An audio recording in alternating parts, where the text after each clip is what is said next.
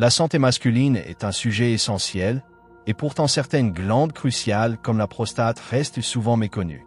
Beaucoup d'hommes découvrent les problèmes prostatiques seulement lorsqu'ils deviennent gênants ou graves, alors qu'une meilleure compréhension permet une prévention et un traitement plus efficace. Comprendre la prostate, ses fonctions et ses maladies est donc indispensable pour préserver sa santé et son bien-être.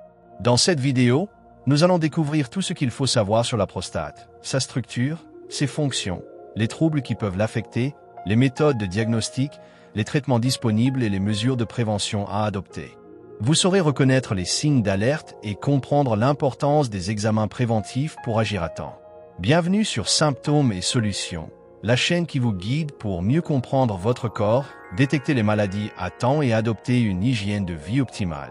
Si vous souhaitez prendre soin de votre santé de manière éclairée, abonnez-vous, activez la cloche et restez avec nous jusqu'à la fin pour ne rien manquer.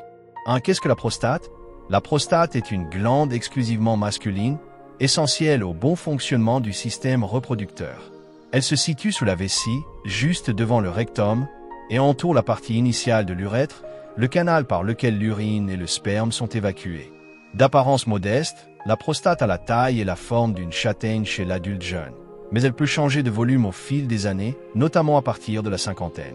Anatomiquement, elle est composée de plusieurs zones périphériques, centrale et de transition, chacune pouvant être le siège de maladies spécifiques, comme l'hypertrophie bénigne ou le cancer de la prostate. Sur le plan physiologique, la prostate joue un rôle crucial dans la reproduction. Elle produit un liquide blanchâtre et légèrement alcalin qui entre dans la composition du sperme. Ce liquide a plusieurs fonctions. Il protège les spermatozoïdes du milieu acide du vagin, favorise leur mobilité et prolonge leur durée de vie. Autrement dit, sans la contribution de la prostate, les spermatozoïdes auraient beaucoup moins de chances d'atteindre et de féconder l'ovule. Ce fluide est éjecté dans l'urètre lors de l'éjaculation grâce à la contraction des muscles prostatiques, coordonnée avec celle des vésicules séminales et des canaux déférents. Avec le temps, la prostate peut subir diverses modifications naturelles ou pathologiques. Chez de nombreux hommes, elle tend à augmenter de volume après 50 ans, un phénomène appelé hypertrophie bénigne de la prostate, HBP. Bien que non cancéreuse, cette croissance peut comprimer l'urètre et gêner l'écoulement de l'urine, entraînant des symptômes tels que des mictions fréquentes, un jet urinaire faible ou une sensation de vidange incomplète de la vessie. En plus de l'HBP, la prostate peut être affectée par des inflammations, prostatites ou des tumeurs, notamment le cancer de la prostate, l'un des plus fréquents chez l'homme. Ces affections soulignent l'importance d'une surveillance médicale régulière, surtout à partir de 45 à 50 ans, afin de dépister toute anomalie à un stade précoce. 2. Les principales fonctions de la prostate. La prostate joue un rôle essentiel dans la reproduction masculine. Sa fonction première est la production du liquide prostatique, un composant majeur du sperme. Ce liquide, clair et légèrement alcalin, représente environ 30% du volume total du sperme.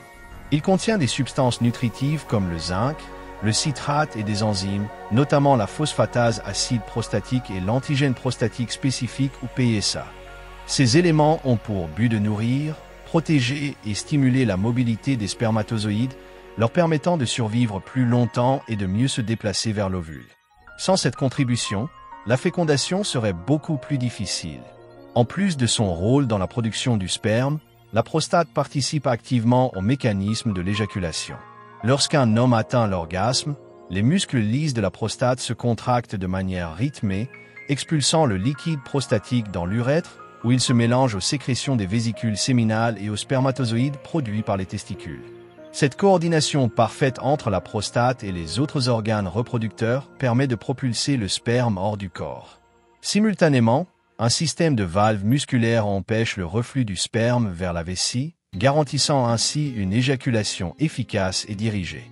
Enfin, la prostate joue un rôle de régulation et de protection du système urinaire et reproducteur.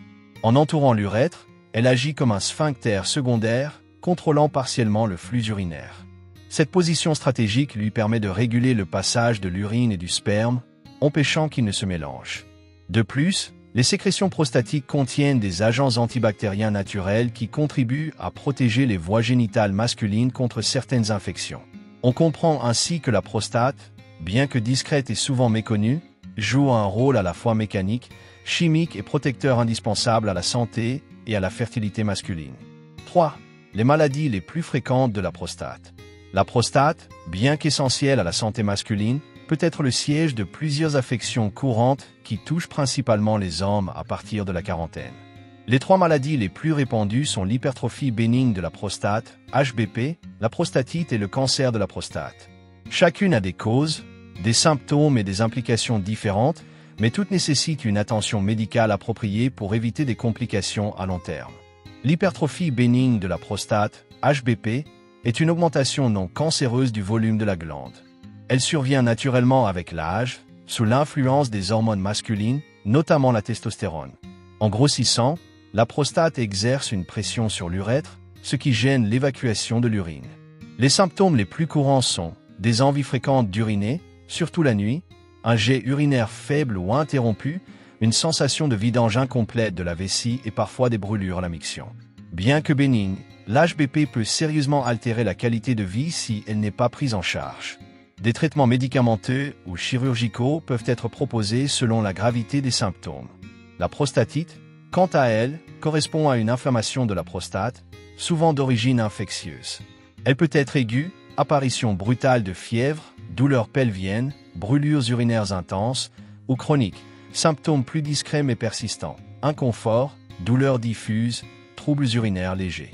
Cette affection touche aussi bien les jeunes hommes que les plus âgés et nécessite souvent un traitement antibiotique adapté. Une prostatite mal soignée peut devenir chronique et entraîner une gêne durable. Enfin, le cancer de la prostate est la forme de cancer la plus fréquente chez l'homme après 50 ans. Dans la majorité des cas, il évolue lentement et reste longtemps silencieux. C'est pourquoi le dépistage régulier est crucial. Il repose sur un examen clinique, toucher rectal, et un dosage du PSA, antigène prostatique spécifique.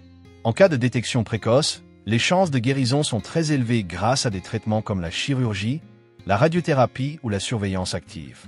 4. Les symptômes des maladies de la prostate. Les maladies de la prostate se manifestent le plus souvent par des troubles urinaires. En effet, la prostate entoure l'urètre, le canal par lequel s'écoule l'urine. Lorsqu'elle augmente de volume ou s'enflamme, elle peut exercer une pression sur ce canal et gêner le passage de l'urine. Les premiers signes d'alerte sont souvent une difficulté à uriner, un jet urinaire faible ou interrompu, une envie pressante d'uriner, surtout la nuit, ou encore une sensation de vidange incomplète de la vessie. Certains hommes ressentent également des brûlures ou une douleur à la miction, signe possible d'une inflammation ou d'une infection de la prostate, prostatite. Ces symptômes, bien que fréquents, ne doivent jamais être négligés car ils peuvent évoluer et entraîner des complications urinaires importantes.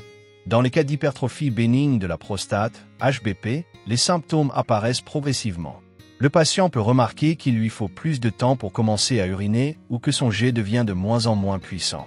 Les mictions nocturnes deviennent répétitives, perturbant le sommeil. Parfois, une envie soudaine et incontrôlable d'uriner se produit, pouvant mener à des fuites urinaires accidentelles. Ces signes, bien qu'ils ne soient pas dangereux au départ, traduisent une gêne mécanique liée à la compression de l'urètre. Sans traitement, cette obstruction peut conduire à une rétention urinaire, voire à une infection des voies urinaires. Le cancer de la prostate, quant à lui, peut rester longtemps silencieux. Dans ses premiers stades, il ne provoque souvent aucun symptôme notable, d'où la nécessité du dépistage préventif.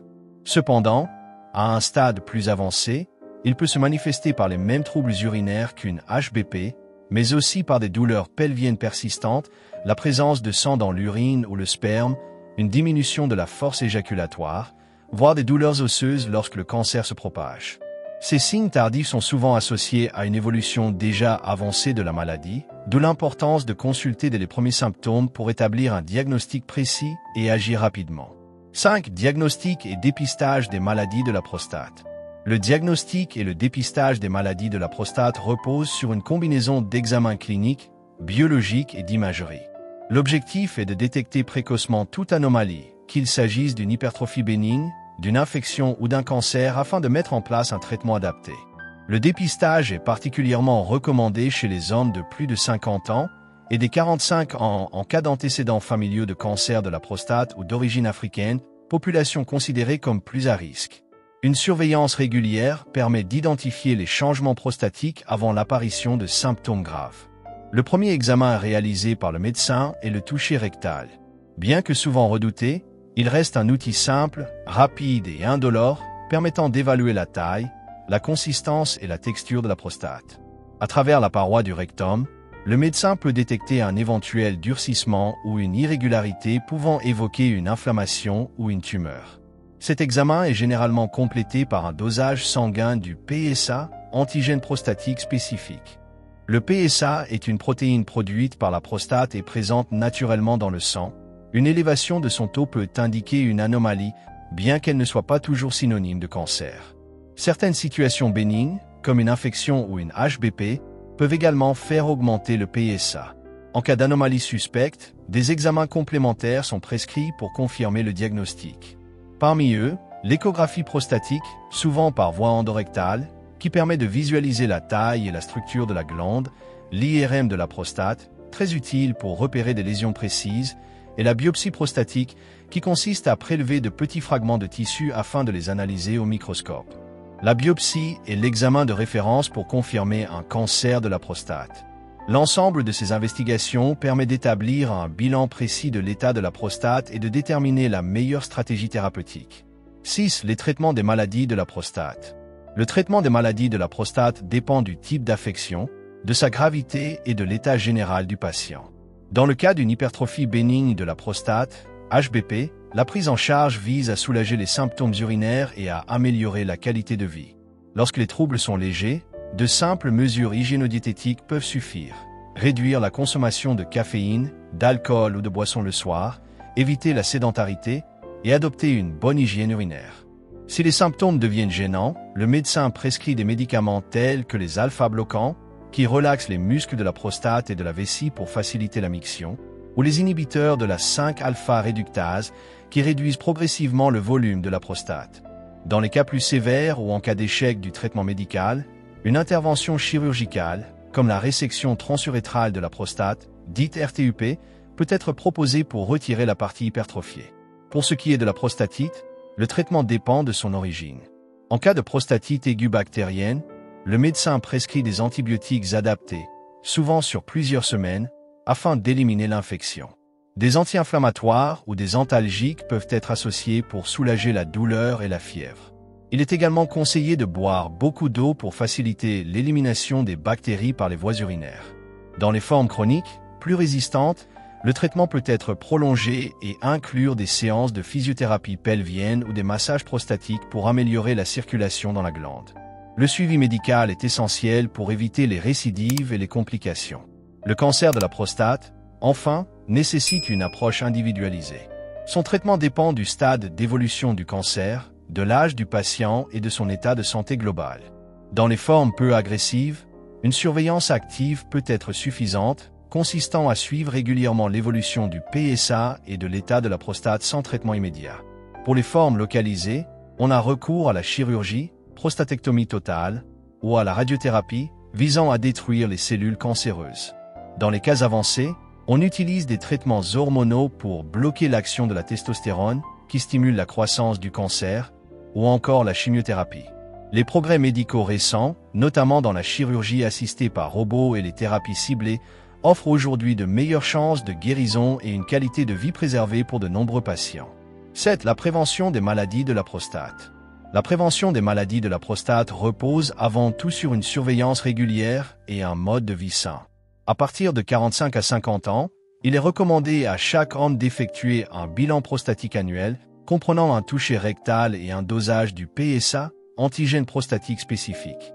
Ces examens permettent de détecter précocement une hypertrophie, une inflammation ou un cancer avant même l'apparition des symptômes. Les hommes présentant des antécédents familiaux de cancer de la prostate ou appartenant à des groupes à risque, notamment les hommes d'origine africaine, doivent débuter ce suivi dès 40 à 45 ans.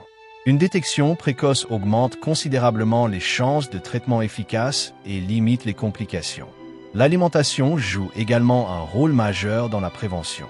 Une diète équilibrée et variée, riche en fruits, légumes, fibres et antioxydants, contribue à protéger la prostate. Des aliments comme la tomate, grâce au lycopène, le brocoli, le thé vert, les poissons gras riches en oméga 3 et les graines de courge ont démontré des effets bénéfiques sur la santé prostatique. À l'inverse, il est conseillé de limiter la consommation de graisses animales, de charcuterie, de produits transformés et d'alcool, qui peuvent favoriser les déséquilibres hormonaux et l'inflammation. De plus, une hydratation suffisante, environ 1,5 à 2 litres d'eau par jour, aide à maintenir un bon fonctionnement des voies urinaires et à prévenir les infections. Enfin, un mode de vie actif et une bonne hygiène de vie sont essentiels. La pratique régulière d'une activité physique améliore la circulation sanguine dans la région pelvienne, régule les hormones masculines et réduit le risque d'obésité, un facteur lié à plusieurs maladies prostatiques. Il est également important d'éviter la sédentarité prolongée, le tabac et le stress chronique, car ils peuvent altérer la santé globale et affaiblir le système immunitaire. En résumé, la prévention passe par un équilibre entre dépistage régulier, alimentation saine et hygiène de vie rigoureuse. Ces gestes simples mais constants permettent de préserver la santé de la prostate et de réduire significativement le risque de développer une pathologie au fil des années. La prostate, bien qu'elle soit une petite glande discrète, joue un rôle immense dans la santé masculine, tant sur le plan reproductif qu'urinaire. Comprendre son fonctionnement, connaître les maladies qui peuvent l'affecter et adopter les bons réflexes de prévention sont des éléments essentiels pour préserver son bien-être tout au long de la vie. Trop d'hommes attendent l'apparition de symptômes pour consulter, alors que les affections prostatiques, qu'il s'agisse d'une hypertrophie bénigne, d'une infection ou d'un cancer, peuvent être détectées et traitées précocement grâce à un simple examen. Plus la prise en charge est rapide, plus les chances de guérison et de confort de vie sont grandes. La prévention reste la meilleure arme. Une alimentation équilibrée, une activité physique régulière, un mode de vie sain et surtout un dépistage annuel après 45 ans constituent les piliers d'une prostate en bonne santé.